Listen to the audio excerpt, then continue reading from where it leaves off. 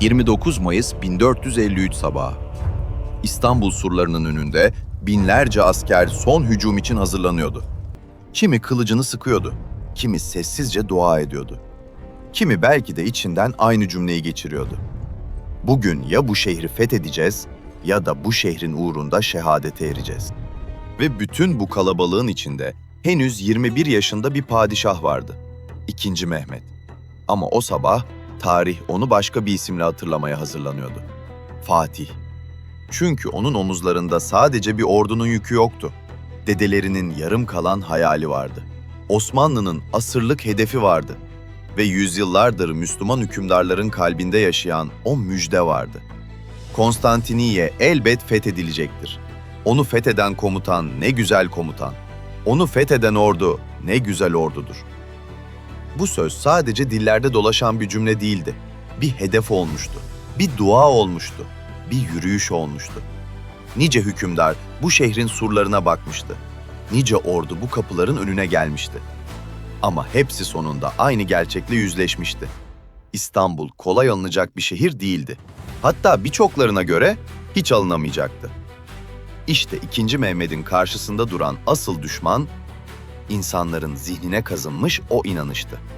Bu şehir alınamaz. Osmanlı doğuda büyümüştü, batıda büyümüştü. Ama tam ortada Doğu Roma'nın son büyük kalesi, Konstantinopolis. Osmanlı ne kadar büyürse büyüsün, bu şehir orada durdukça tam anlamıyla bir imparatorluk olamayacaktı. Sanki dünyanın tam göbeğine çakılmış bir çivi gibiydi. Kimse söküp atamamıştı.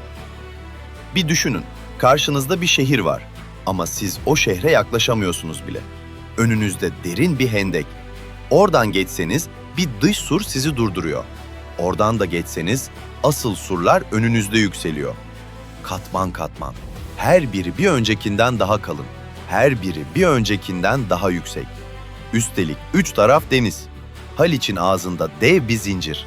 O zincir kapatıldığında hiçbir donanma içeri giremiyordu. Yani bu şehri almak isteyen biri sadece cesur olmakla yetinemezdi. Karayı, denizi, surları ve zamanı aynı anda düşünmeliydi. İşte yüzyıllarca hiç kimse bunu başaramamıştı. II. Mehmet'in farkı da tam burada ortaya çıktı. O İstanbul'un önüne sadece büyük bir orduyla gelmedi. Bir hesapla geldi, bir stratejiyle geldi. Mehmet, daha kuşatma başlamadan önce ilk büyük hamlesini yaptı. 1452'de Boğaz'ın en dar noktasında bir inşaat başladı. Binlerce işçi, gece gündüz, 4 ay. Fatih bizzat denetliyordu. Her taşı, her duvarı. Rumeli Hisarı tamamlandığında Karşıyaka'daki Anadolu Hisarı ile birlikte Boğaz'ı iki taraftan kilitliyordu. Karadeniz'den gelecek hiçbir yardım artık şehre ulaşamayacaktı. Konstantinopolis dünyadan koparılmıştı. Henüz kuşatma bile başlamamıştı. Ama şehrin kaderi o gün yazılmaya başlamıştı. Bu hamle Bizans'a gönderilmiş açık bir mesajdı. Ben geliyorum ve bu kez geri dönmeyeceğim. Ama İstanbul hala surlarının arkasındaydı. Ve o surlar yüzyıllardır kuşatmalara dayanmıştı. Eski yöntemlerle bu işin olmayacağını biliyordu Fatih. Eski dünyanın duvarlarını yıkmak için yeni çağın silahlarına ihtiyaç vardı. İşte tam burada sahneye bir isim çıktı. Urban, Macar asıllı bir top döküm ustası. Önce Bizans'a gitmişti. Sana top döküyorum demişti. Bizans'ın parası yoktu. Kapıyı kapattılar. Osmanlı'ya geldi. Fatih onu dinledi. İstediği her şeyi verdi. Ve Edirne'de yaklaşık 3 ay süren büyük bir çalışmanın sonunda dönemin en korkutucu kuşatma silahı ortaya çıktı. Şahi topu. O kadar büyüktü ki nakliyesi için yüzlerce insan ve onlarca öküz gerekiyordu. Her atışından sonra saatlerce soğuması bekleniyordu. Attığında komşu köylerde camlar titriyordu. 6 Nisan 1453. Şahi topu ilk kez konuştuğunda Theodosius surları ilk kez gerçek anlamda sarsıldı. 1000 yıldır ayakta duran o duvarlar ilk kez inliyordu. Ama surlar yıkılmıyordu. Her gün toplar dövüyordu. Her gece Bizanslılar tamir ediyordu.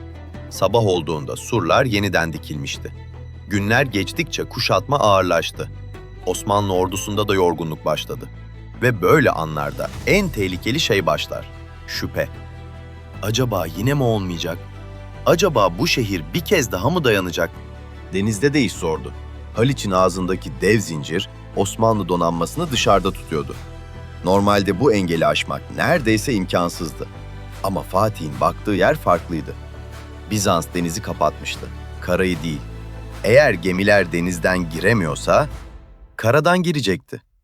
Gecenin karanlığında Galata sırtlarında sessiz bir hareket başladı. Meşaleler yanıyordu.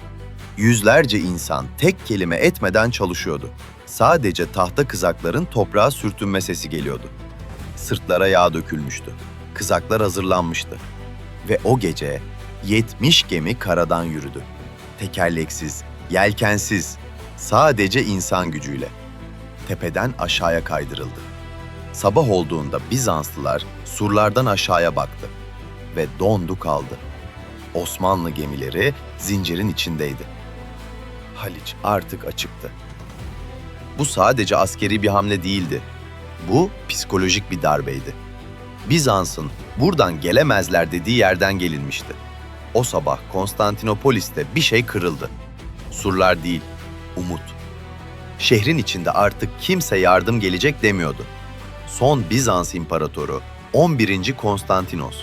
Kaçabilirdi ama kalmayı seçmişti. Askerler, kadınlar, çocuklar, yaşlılar hepsi dua ediyordu. 11. Konstantinos o gece son kez surları dolaştı. Askerlerinin elini sıktı. Gözlerinin içine baktı. Söyleyecek çok şey vardı ama söze gerek yoktu artık. Sadece baktı ve döndü. Osmanlı ordugahındaysa başka bir tablo vardı. Meşaleler yanıyordu, dualar okunuyordu. Askerler sessizce hazırlanıyordu. Fatih çadırında yalnız oturuyordu. 21 yaşında. Omuzlarında tarihin ağırlığı. Aklında belki o müjde vardı. Yüzyıllar önce söylenen o müjde. Konstantiniye elbette fethedilecektir. Onu fetheden komutan ne güzel komutan. O ordu ne güzel ordudur. Sabah o ordu olacaktı. Ya da olmayacaktı. Fatih ordusuna döndü. Sesi titremiyordu. Gözleri yanıyordu. Rivayete göre şöyle seslendi. Bugün o gündür. Yüzyıllardır beklenen o gün. Şehit olanlar en yüce makama, gazi olanlar en büyük zafere erecek. İlk dalgalar surları zorladı. Geri püskürtüldü. İkinci dalgalar geldi. Onlar da tutunamadı. Surlar direniyordu. Hala direniyordu. Ama o hengamenin içinde fetih hafızasına kazınan o sahne yaşandı. Ulubatlı Hasan. Elinde sancakla surlara doğru atıldı. Üzerine oklar yağıyordu. Yaralar alıyordu. Ama durmuyordu. Sancağı Burca dikti ve orada şehit düştü. Ama o sancak rüzgarda dalgalanmaya devam etti. Bu görüntü surların dibindeki askerler için sadece bir işaret değildi, bir dönüm noktasıydı. Çünkü bazen savaş meydanında bir sancak, binlerce askerin yüreğine yeniden ateş düşürür. Osmanlı askerleri o an daha da büyük bir güçle yüklendi. Surların öte tarafındaysa başka bir şey oluyordu. Savunmanın en güçlü ismi yere düşmüştü. Cenevizli komutan Giustiniani. Kendi iradesiyle gelmişti bu şehre. Kendi adamlarıyla. Bizans'ın en kritik noktalarını o tutuyordu. Ama o sabah aldığı yara onu yıktı. Şehri terk etti. Ve onunla birlikte savunmanın son direnci de kırıldı. Vlakerneie surlarında bir gedik açılmıştı. Küçük ama yeterliydi. Osmanlı askerleri o gedikten aktı içeri. Durdurulamadı. Önlenemedi. Savunma çözüldü. 11. Konstantinos bayrağı gördüğünde her şeyin bittiğini anladı. Tacını çıkardı, yere fırlattı. Şehir düştü dedi. Ama ben düşmeyeceğim. Kılıcını çekti ve son kez atıldı düşmanın üstüne. Bir daha görülmedi. 1000 yıllık imparatorlukla birlikte surların dibinde kayboldu. Şehir artık sessizdi. Dumanlar yükseliyordu. Çanlar çalmıyordu. 1000 yıldır çalan o çanlar artık susmuştu. Fatih Sultan Mehmet atıyla Ayasofya'nın önüne geldi. Atından indi. Rivayete göre eğildi, toprağı avucuna aldı, başına döktü. Etrafındaki binlerce asker nefesini tutmuştu. Bu bir zafer gösterisi değildi. Bu şükrandı. Bu tevazuydu. Fatih başını kaldırdı, kubbeye baktı. İçeri girdi. O gün İstanbul fethedildi. 1000 yılı aşkın süredir ayakta duran Doğu Roma tarihe karışmıştı. Ve 2. Mehmet artık sadece 2. Mehmet değildi. O artık Fatih Sultan Mehmet'ti. Ama Fatih'in asıl farkı burada saklıydı. İstanbul'u kuru bir cesaretle değil, sabırla, akılla, inançla ve büyük bir devlet görüşüyle fethetti. Önce şehri yalnız bıraktı. Sonra surlarını sarstı. En sonunda da herkesin imkansız dediği yerden yol açtı. Çünkü bazen tarihin yönünü değiştiren şey kılıçların çarpışması değildir. Herkes olmaz derken bir insanın olacak diyebilmesidir. 29 Mayıs 1453 sabahı Osmanlı askerleri surlardan içeri girdiğinde belki sadece bir şehre girdiklerini düşündüler. Ama aslında bir çağın kapısından geçiyorlardı. O gün bir çağ kapandı, yeni bir çağ açıldı ve dünya bir daha asla eskisi gibi olmadı.